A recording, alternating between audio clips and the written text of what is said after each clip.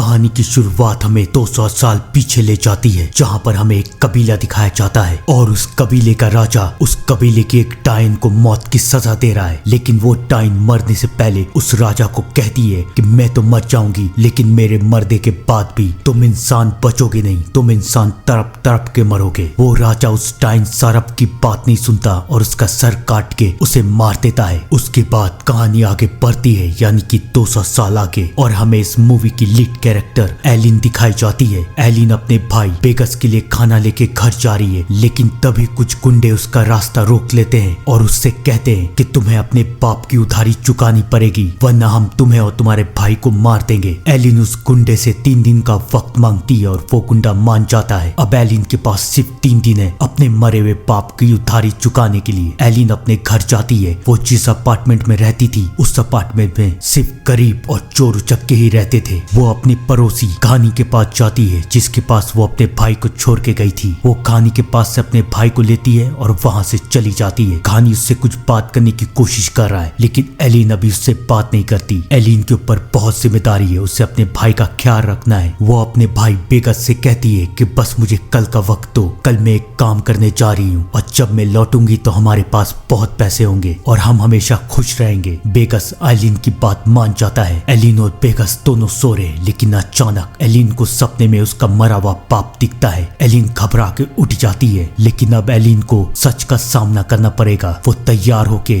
घानी के कमरे में जा रही है। घानी के कमरे से उसके दोस्त फिट की आवाज आ रही है। फिट घानी को कह रहा है कि तुमने एलिन को हमारे साथ आने के लिए क्यों कहा? वो हमारे साथ आएगी तो हमारी प्रॉब्लम बढ़ जाएगी। फिट की बात सुन के एलिन कमरे के अंदर घुसती है और हमें बताया जाता है कि फिट और घानी एक चोर थे और वो दोनों प्लान बना रहे थे एक घर में चोरी करने का, और एलिन को ये सब पता चल गया। एलिन ने उनकी सारी बातें रिकॉर्ड कर ली और अब एलिन उन दोनों को ब्लैकमेल कर रही है। एलिन का ये कहना है कि वो भी उन दोनों के साथ जाके चोरी करेगी, क्योंकि उसे भी पैसों की जरूरत है, और अगर वो दोनों एलिन को अपने साथ नहीं ले जाएंगे तो वो उन दोनों को पुलिस के हवाले कर देगी। फिट को एलिन के ऊपर बहुत गुस्सा आ रहा है, लेकिन घानी एलिन को पसंद करता है। घानी एलिन को अपने साथ ले जाने के लिए मान जाता है और मजबूरी में फिट को भी मानना पड़ता है। वो तीनों बाहर जाते हैं, जहाँ पर फिट और घानी की एक और साथी जिया उन लोगों का इंतजार कर रही है। जिया को भी पैसों की बहुत जरूरत थी, उसे अपनी हार्ट सर्जरी करवानी थी। जिया, फिट और घानी तीनों बहुत अच्छे दोस्त थे। जिया एलिन से कहती है कि अगर तुमने मेरे दोस्तों को ब्लैकमेल किया तो मैं तुम्हें जान से मार दूंगी। एलिन जिया के सामने फिट और घानी का वीडियो डिलीट कर देती है और कहती है कि मुझे पैसों की जरूरत थी, इसलिए मजबूरी में आके मैं इन दोनों को ब्लैकमेल कर रही थी। घानी भी एलिन का साथ देता है और अब ये चारों एक घर में चोरी करने के लिए जा रहे हैं। वो लोग उस घर के पास पहुंचते हैं। घानी सबको ये बताता है कि इस घर में जो नौकर काम करता था उसने मुझे ये इंफॉर्मेशन दी है कि फ्राइडे के दिन ये घर एकदम खाली रहता है और आज हम इस घर में घुस के चोरी कर सकते हैं। हमें बस रात तक का इंतजार करना पड़ेगा। सब कोई मान जाते हैं। रात होती है, जहाँ पर एक तरफ फिट, एलिन और घानी तीनों अंदर की तरफ जा रहे, वहीं दूसरी तरफ जिया बाहर कार में इन तीनों का इंतजार कर रही है। वो तीनों अंदर की तरफ घुसते हैं। फिट एलिन और घानी को कहता है कि तुम लोग फर्स्ट फ्लोर की तलाशी करो और मैं ऊपर की तरफ जाता हूँ। तीनों अलग अलग कमरे में जा रहे हैं ये चेक करने के लिए कि कहाँ पर क्या है, लेकिन उन बेचारों को पता नहीं था कि वो किस घर में घुसे हैं। अब इन तीनों के साथ अजीब अजीब हरकतें होना शुरू होती है, जहाँ पर एक तरफ घानी को एक कटा हुआ सर दिखता है, वहीं दूसरी तरफ फिट को अपनी परछाई दिखती है जो कि इंसान नहीं बल्कि शैतान लग रही है, और वहाँ दूसरी तरफ एलिन को अपना छोटा भाई बेगस दिखता है। एलिन बेगस के पीछे भागती है। घानी भी वहाँ पर आ जाता है। वो एलिन को रोकने की कोशिश करता है, लेकिन एलिन अब किसी की बात नहीं मान रही। घानी और एलिन नीचे बेसमेंट की तरफ जाते हैं, क्योंकि एलिन को उसका भाई बेसमेंट की तरफ भागता हुआ दिखा था। बेसमेंट में बहुत बदबू आ रही है। वो लोग जब नीचे की तरफ जाते हैं तो वो ये देखते हैं कि नीचे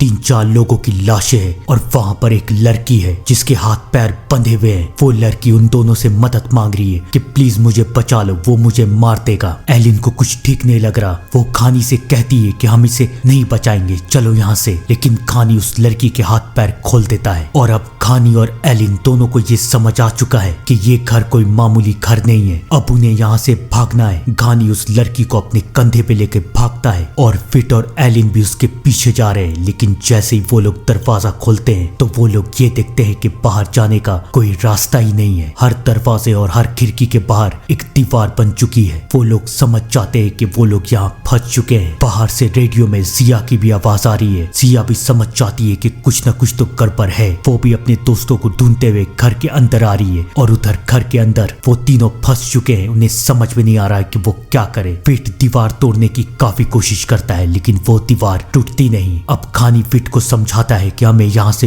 बाहर निकलना पड़ेगा। घानी कहता है कि मैं इस लड़की के साथ यहीं पर रुकता हूँ, तुम और एलिन जाके यहाँ से बाहर निकलने का रास्ता ढूंढो। जहाँ पर एक तरफ एलिन और फिट ऊपर की तरफ जा रहे रास्ता ढूंढने के लिए और वहाँ पर घानी उस लड़की के साथ अकेला है। अचानक वो लड़की कुछ बुदबुदाने लगती है कि सारे इंसान मरेंगे। घानी को कुछ सुनाई नहीं दे रहा। वो अपना कान उस लड़की के मुंह के पास लाता है और उस लड़की के मुंह से कीड़ा निकलता है जो कि घानी के कान के अंदर चला जाता है। और उसके बाद वो लड़की अपने असली रूप में आती है। वो कोई मामूली लड़की नहीं बल्कि एक टाइन थी और वो घानी से कहती है कि अब तुम मरोगे, तुम्हारे सारे दोस्त मरेंगे, कोई भी इंसान जिंदा नहीं रहेगा। घानी बहुत डर जाता है। वो चिल्लाता है। उसकी आवाज सुन के फिट घानी की तरफ जा रहा है लेकिन वहाँ एलिन को एक बार फिर उसका भाई दिखता है। एलिन दूसरी तरफ चली जाती है। फिट जब घानी के पास पहुंचता है तो वो देखता है कि घानी तड़प रहा है। फिट घानी को कहता है, घानी क्या हुआ तुम्हें? लेकिन घानी जब फिट को दिखता है तो उसे फिट नहीं बल्कि वही टाइन दिखाई देती है जो कि घानी से कह रही है कि मैंने तुम्हारे सारे दोस्तों को मार दिया और अब मैं तुम्हें मारूंगी। घानी को ये सब सुन के बहुत गुस्सा आ रहा है। वो उस टाइन के ऊपर हमला कर देता है लेकिन बेचारा घानी ये नहीं जानता था कि वो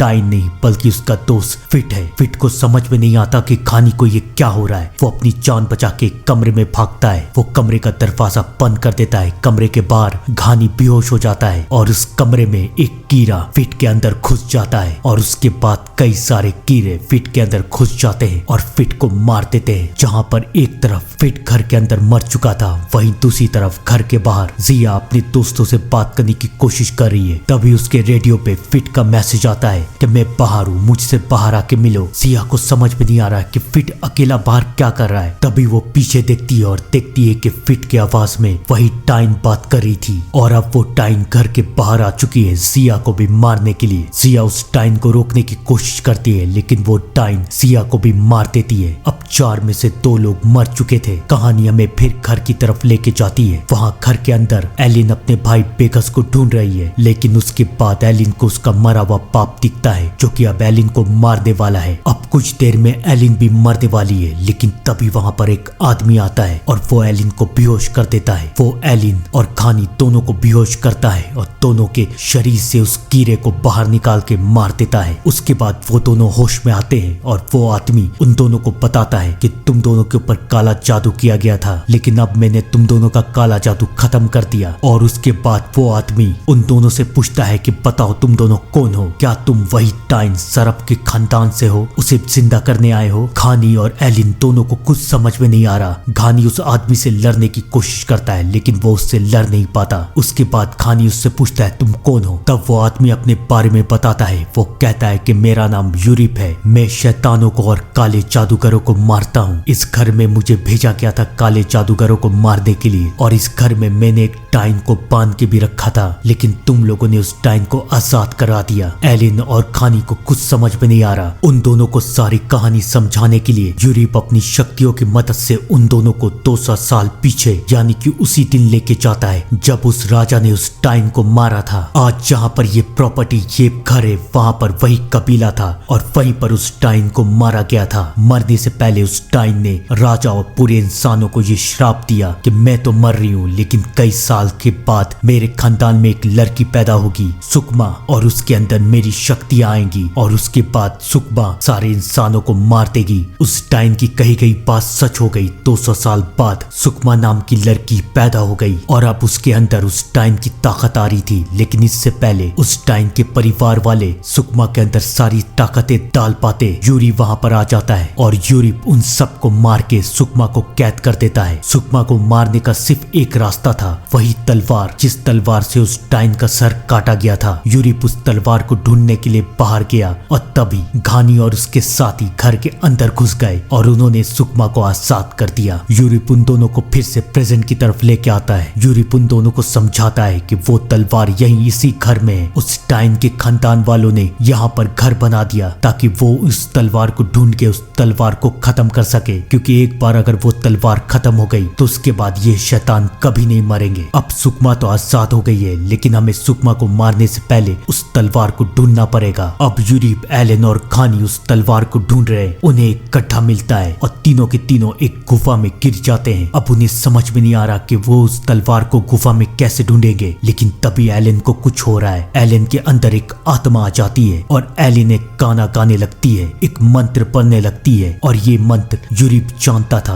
यूरिप कहता है कि ये मंत्र तो उसी राजा का मंत्र है और इसी मंत्र से उस तलवार को लाया जा सकता है, यानी कि एलिन और कोई नहीं बल्कि उसी राजा की खानदान की थी। और अब एलिन के अंदर उस राजा की आत्मा आ चुकी थी। वो आत्मा एलिन और उसके साथियों को वो तलवार ढूंढ के देती है। तलवार मिलने के बाद वो सब उस गुफा से बाहर निकल जाते हैं और तलवार मिलने की खबर सुकमा को भी मिल जाती है। अब सुकमा उन तीनों को मारने के लिए अंदर आती है। यूरिप एलिन और घानी को कहता है कि यहाँ से बाहर निकलो। वो दोनों बाहर की तरफ भागते हैं और यूरिप सुकमा नाम की उस डाइन को रोकने की कोशिश कर रहा है, लेकिन वो बेचारा रोक नहीं पाता। सुकमा उसको मार देती है और वहाँ बाहर घानी एलिन से कहता है कि तुम यहाँ से बाहर निकलो, मैं अपने दोस्त फिट को यहाँ पर छोड़ के अकेला नहीं जाऊंगा, मैं उसे ढूंढूंगा। एलिन घानी को रोकने की कोशिश करती है, लेकिन घानी नहीं मानता। वो घर के अंदर चला जाता है और वहाँ दूसरी तरफ सुकमा अपनी काली शक्तियों की मदद से सारे मुर्दों को जिंदा कर देती है और उन मुर्दे में फिट भी शामिल है। फिट घानी के ऊपर हमला कर देता है और अब फिट घानी को खा रहा है। एलिन कार में बैठ जाती है, लेकिन फिर उसे एहसास होता है कि वो अपने दोस्तों को ऐसे छोड़ के नहीं जा सकती। उसे अपने दोस्तों का बदला लेना है। उसे सुकमा नाम की डाइन को मारना है। वो अंदर की तरफ घुसती है और फिर आखिरकार सुकमा और उसका आमना सामना होता है। एलिन के पास वो तलवार है और आखिरकार एलिन उस तलवार की मदद से सुकमा नाम की उस डाइन को मार देती है। एलिन ने सुकमा को तो मार दिया था, लेकिन उसके सारे साथी मर चुके थे। एलिन उस घर से निकल जाती है। वो अपने भाई के पास पहुंचती है। उसके पास घानी के दिए गए पैसे जिससे वो अपने बाप की उधारी चुका देती है, लेकिन अब एलिन एक मामूली लड़की नहीं रही थी। हमें दिखाया जाता है कि यूरिप भी जिंदा है और वो एलिन के पास आता है और उसे समझाता है कि ऊपर वाले ने तुम्हें चुना है, इस तलवार ने तुम्हें चुना है, अब तुम इन शैतानों का अंत करोगी। और अब एलिन इन शैतानों का अंत करने के लिए तैयार हो जाती है। थी ना अच्छी कहानी? कमेंट में बताइएगा। तब तक के लिए thank you and good bye.